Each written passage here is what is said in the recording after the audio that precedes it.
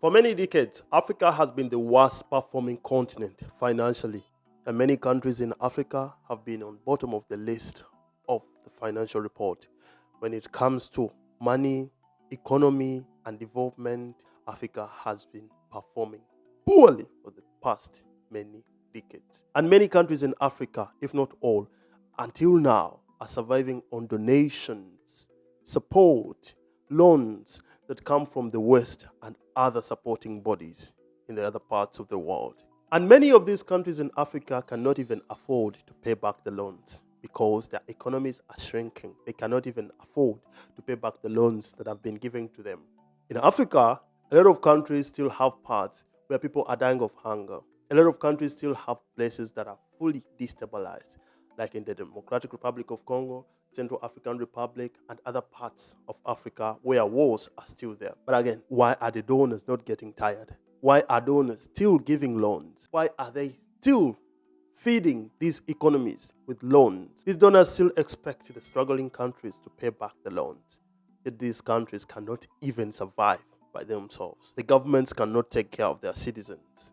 How can they be able to pay the loans? Now, when we look at financial bodies like the International Monetary Fund, the World Bank, and other bodies from the West that give African countries millions of dollars in forms of loans every single year, actually every quarter, because sometimes these bodies give governments loans twice or three times a year. And they have experts that look at these governments and they know where they are standing and what they are really doing and how they are performing financially. And they know that governments like this one cannot pay back this money. But it's either the experts recommend that these loans be given to these countries that are shrinking economically, or the top governing bodies in these financial institutions or these financial bodies like the IMF and the World Bank, they just decide to say, okay, let us give them the money.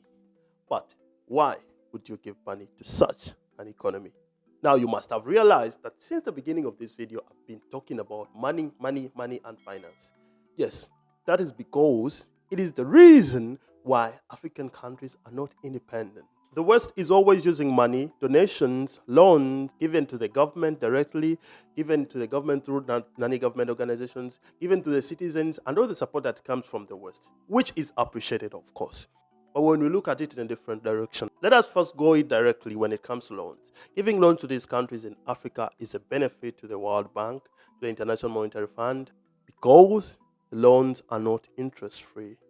And even if you give them low interest loans, of course, they are going to pay back the loans. But that doesn't look to be the only reason why supporters and funders and donors still give money to these shrinking countries. How can you manage to rule a person in a world where money is key?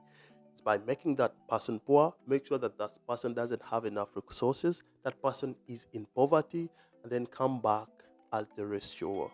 Just imagine if we woke up a day when all African countries are okay, people have enough food and they're not starving. Africa can take care of their own citizens. They have enough medication. How would this organization survive?